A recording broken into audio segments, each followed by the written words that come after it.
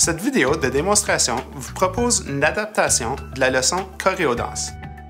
La leçon a été tirée des ressources d'appui au programme cadre d'éducation physique et santé de l'élémentaire d'Ophéa. La danse chorégraphiée permet aux élèves d'explorer les concepts et les habiletés liées au mouvement. Commençons maintenant avec l'échauffement. Demandez aux élèves de se déplacer en joguant dans l'aire d'activité dans une direction. Nommez un pas de danse que les élèves doivent s'entraîner à effectuer. Afin de spécifier le nombre de répétitions du mouvement que les élèves doivent effectuer, donnez des coups de sifflet ou taper des mains pour un certain nombre de fois. Maintenant qu'on s'est bien échauffé, on va passer à notre leçon de danse. Mais avant qu'on fasse ça, j'aimerais juste vous rappeler nos deux objectifs pour la journée d'aujourd'hui. La première, c'est de participer activement tout au long de l'activité. Et la deuxième, c'est d'être capable d'enchaîner des mouvements locomoteurs. Est-ce que quelqu'un peut me redire ça dans ses propres mots? Oui? On doit participer d'une façon active, mais en faisant de notre mieux. Oui. Alors, je fais de mon mieux, c'est notre premier objectif aujourd'hui. Quel est le deuxième objectif? Oui? On doit enchaîner des mouvements de déplacement. Oui, tout à fait. Alors, j'enchaîne des mouvements de déplacement. Maintenant, on va pratiquer les pas de danse. Alors, vous pouvez vous lever, prenez-vous un espace personnel. Demandez aux élèves de se lever et de s'éparpiller. Menez les élèves dans la danse suivante en effectuant une partie à la fois. Pour chaque partie, demandez aux élèves de s'entraîner à effectuer des mouvements en leur faisant d'abord jouer de la musique avec un rythme lent et ensuite de la musique plus entraînante. Partie A. Les élèves s'entraînent en commençant par le pied droit et le pied gauche. Ils font un pas vers l'avant et ramènent l'autre pied pour fermer le pas, puis effectuent un autre pas vers l'avant. Les élèves se déplacent dans la salle en effectuant une série de 8 mouvements pas doubles.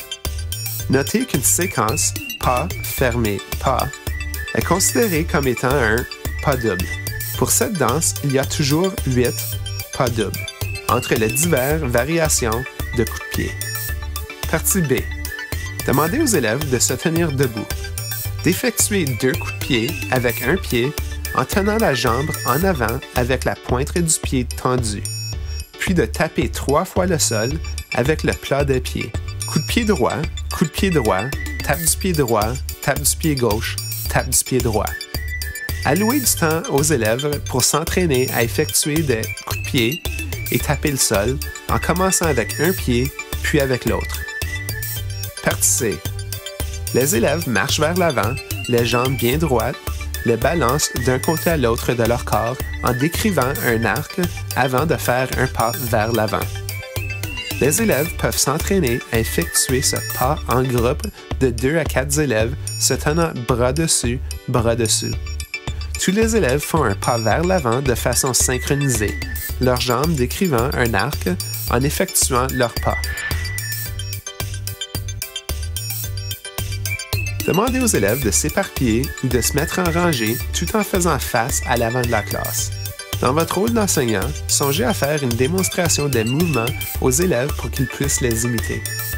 Assurez-vous d'avoir une fiche de la chorégraphie pour que vous et les élèves puissiez vous y référer.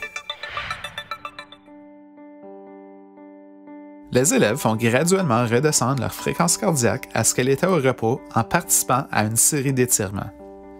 Menez les élèves à travers les étirements en maintenant chaque étirement pendant 15 à 20 secondes. Passez en revue les objectifs d'apprentissage avec les élèves et expliquez-leur concrètement ces objectifs selon les critères de réussite.